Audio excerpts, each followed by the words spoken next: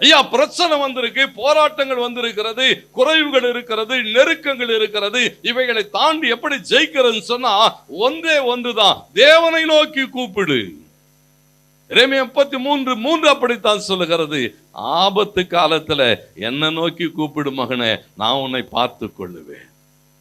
அந்த ஜெபம் தேவனுக்கு மகிமை உண்டாட்டும். மோசே இங்கே ஜெபிக்கிறான். வேதம் சொல்லுகிறது சாத்தியம் இல்லாதவைகள் அங்கே சாத்தியமாகிறது.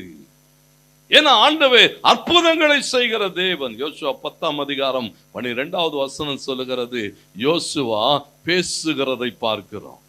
மோசே கூப்பிட்டான்னு போட்டிருக்கு. மோசே எப்படி கூப்பிட்டுருப்பான்? ஆண்டவரே, ஜனங்களெல்லாம் இப்படி எங்கிட்ட கொடுத்துட்டீங்களே, இதுங்க என்ன கொல்ல பாக்குதுங்க, கல்லேறிய பாக்குதுங்க, ஏதாவது ஒரு அற்புதம் செய்யும். இங்கே வசனம் சொல்லுகிறது, யோசுவா என்ன செய்தானா, தேவனிடத்திலே பேசுகிறான். ஆண்டவரே, இதெல்லாம் சொன்னீங்களே, நீ உயிரோடு இருக்க நாளெல்லாம் ஒருவனு உனக்கு முன்னாலே நிக்க மாட்டான்னு சொன்னீங்களே, நீ போகும் கூட இருப்பேன்னு சொன்னீங்களே, இதெல்லாம் சொன்னீங்களே, இப்பொழுதும் இந்த சூரியனையும் சந்திரனையும் நீ நிறுத்தும் என்று சொன்னான்.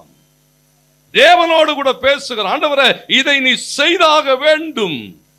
சூரியனும் சந்திரனும் எப்படியா நிற்கும்? ஆண்டவருக்கு மகிமுண்டான சாத்தியம் இல்லாதவைகள் எல்லாம் தேவன் தம்முடைய பிள்ளைகளுடைய ஜெபத்தை கேட்டு சாத்தியமாக்குவார்.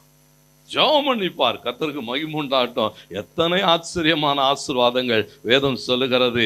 அந்த நாளை போல, அதாவது பரலோகம் ஒரு மனிதனுடைய சொல்லை கேட்ட அந்த நாளை போல வேறொரு நாள் இல்லை என்று எழுதப்பட்டிருக்கிறது.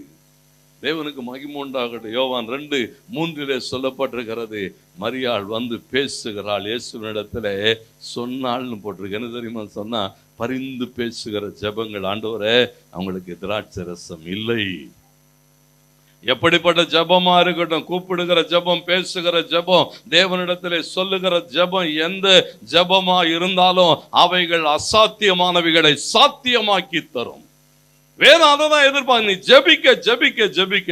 அங்கே சொல்லப்பட்டிருக்கிறது, மரியாள் வந்து இயேசுவினிடத்திலே ஒரே ஒரு வார்த்தை தான் சொன்னா, கர்த்தருக்கு மகிமை உண்டாகட்டும், தண்ணீர் திராட்சை ரசமாய் மாறுகிறது. எப்படி இவைகள் சாத்தியமாகும்னு சொன்னா, தேவ பிள்ளைகளுக்கு ஆண்டவர் ஒரு வாக்குறுதி கொடுத்திருக்கிறார், ஒரு நாளும் மாற மாட்டார். என்ன கேள் தருவேன்னு சொன்னார். எதை கேட்டாலும் அவர் அப்படிதான் சொன்னார். யோவான் 14 அப்படிதான் சொல்லுங்க, என் நாமத்தினாலே நீங்கள் எதை கேட்பீர்களோ அதை நான் என்ன செய்வேன், எதையும் கேட்கலாம். ஏன்னு சொன்னா, தேவன் நம்மை ஆசீர்வதிக்க விரும்புகிறார்.